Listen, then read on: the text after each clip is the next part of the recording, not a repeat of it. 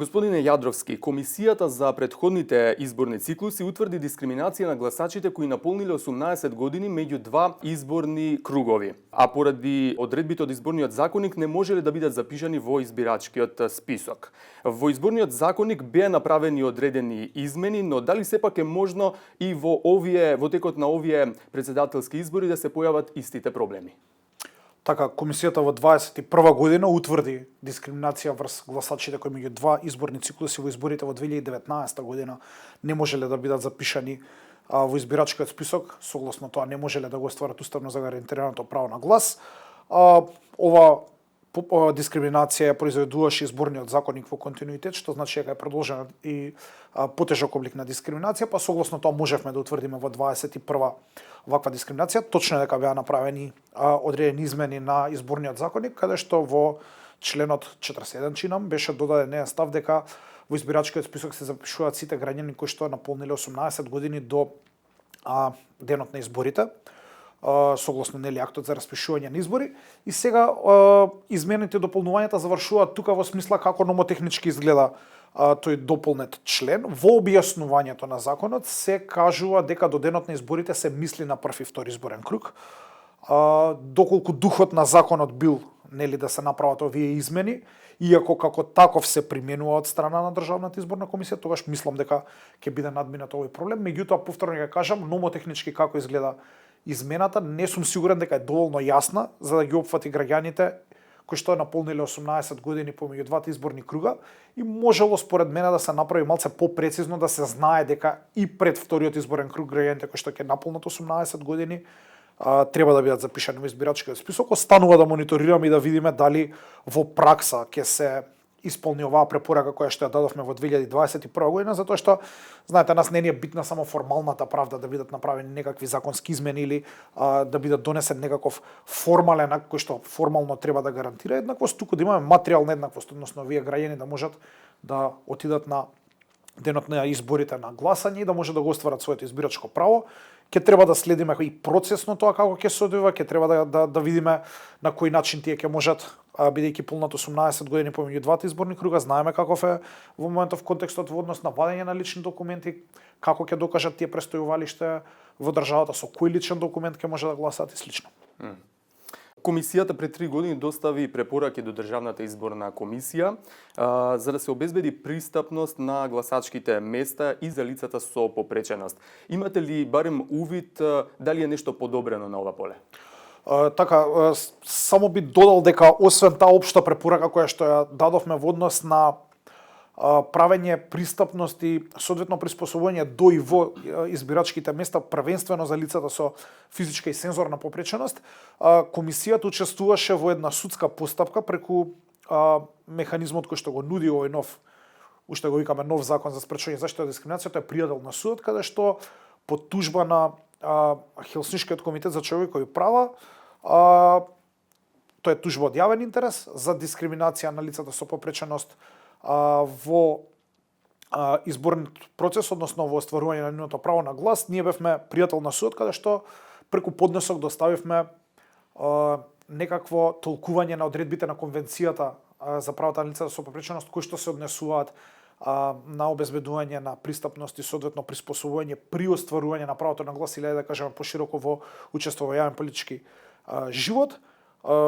Скоро апелациониот суд ја потврди првостепената пресуда на основниот суд со која што се утврдува дискриминација кон овие лица. Значи, освен тоа што имаме една општа препорака, да кажеме една форма на меко право, сега имаме и судска пресуда по која што мора да се постапи.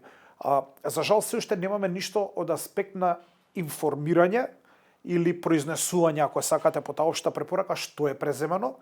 Тоа ќе биде еден од нашите фокуси на овие избори, за кои што правиме, да кажеме, една поширока група на вклучени актери со кои што ќе соработуваме со цел да следиме пристапноста на гласачките места, која што веројатно ќе резултира со некој мониторинг извештај да видиме дали е нешто преземено.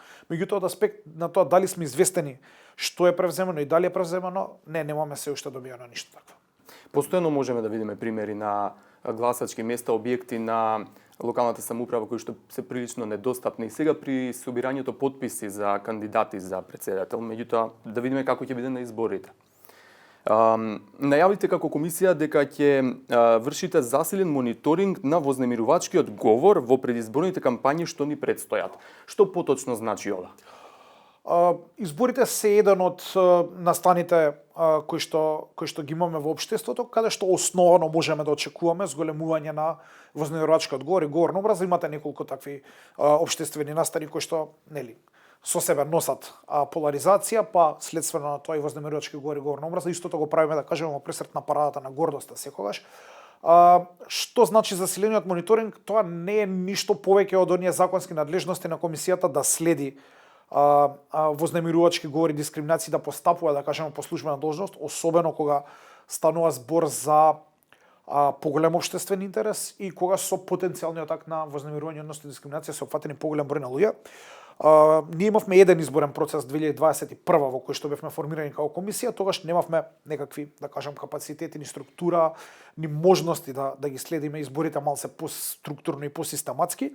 Овој пат во соработка со повеќе здруженија на граѓани кои што мониторираат избори, сакаме да собереме што е можно повеќе податоци во однос на вознемирувачкиот говор кој што ќе се појави во предизборната кампања и да интервенираме на истиот, меѓутоа сакаме и да имаме некакви превентивни активности за да го спречиме или ајде да кажеме намалиме истиот.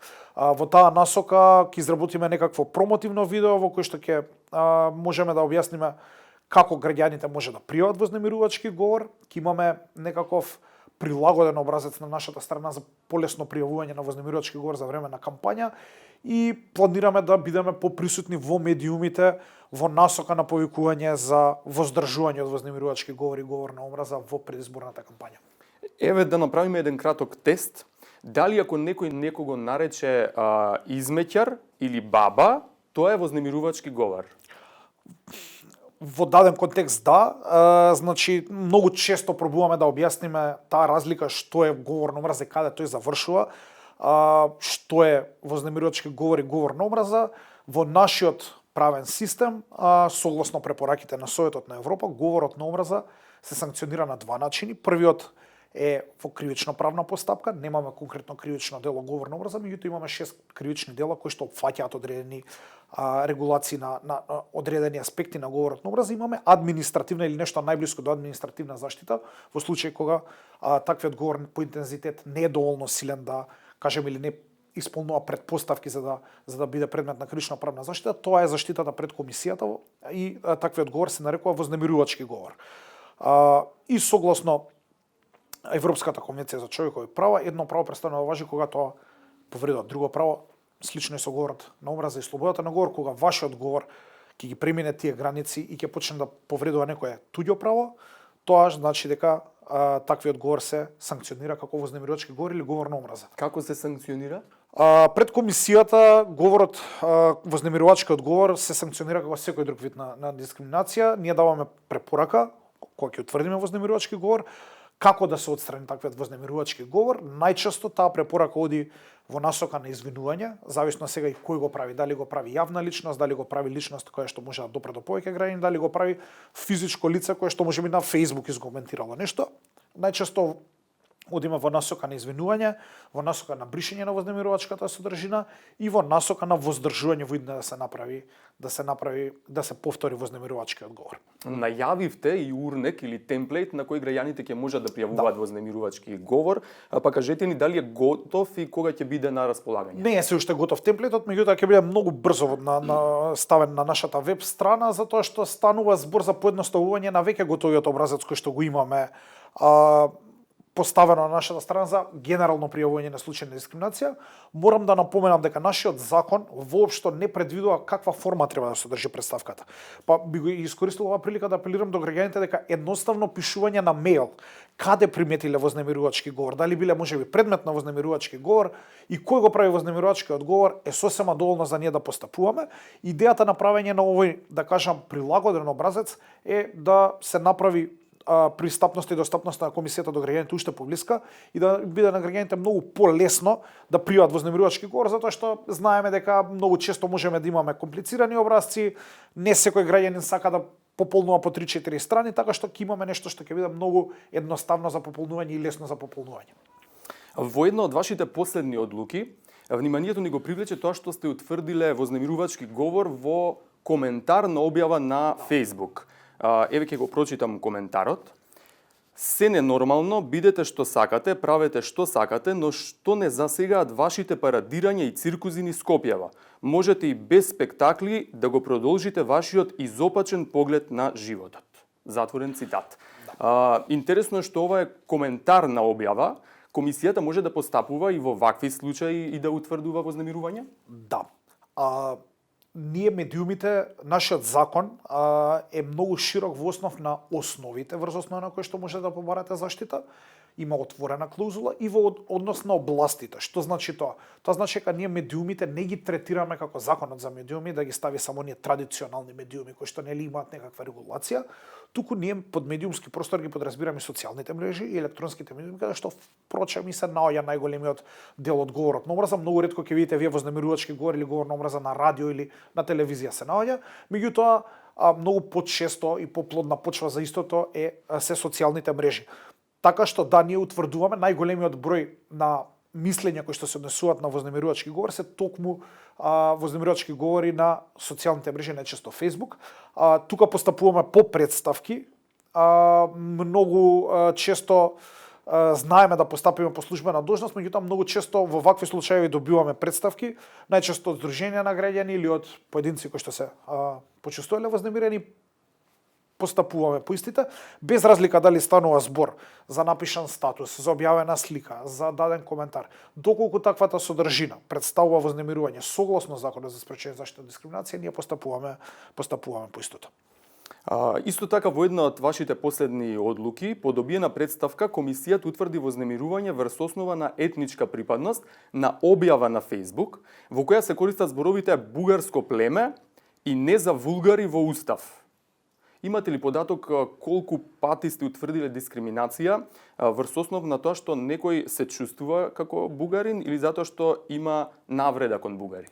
Сигурно можеме да извадиме, во моментов го немам податокот, меѓутоа да, имаме таква евиденција во смисла колку пати сме утврдиле таков вид на дискриминација. Морам да кажам дека најчесто овие представки не доаѓаат од физички лица, туку доаѓаат од здруженија на граѓани, што нели согласно законот здруженијата на граѓани може да поднесуваат представки, така што не можам да кажам колку физички лица биле вознемирени или се почувствувале дискриминирани или сме утврдиле дека се дискриминирани од ваквите коментари или објави, меѓутоа можеме да извадиме некаква статистика колку здруженијата на граѓани испратиле представки за дискриминација врз основа на етничка припадност, каде што барале да се утврди вознемирување врз лица од бугарска етничка припадност. Во моментов ја немам таа статистика, затоа што нашиот систем има процесира податоци во реално време, и во реално време во статистика можеме да видиме, меѓутоа можам да кажам дека годинава во споредба, да кажеме, со минатата година имаме намален тренд на вакви представки,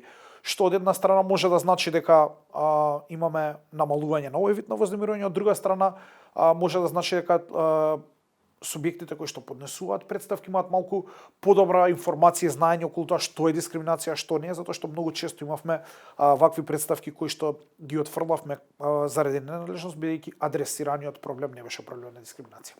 Господин Јадровски, ви благодарам за разговорот. Ви благодарам на вас.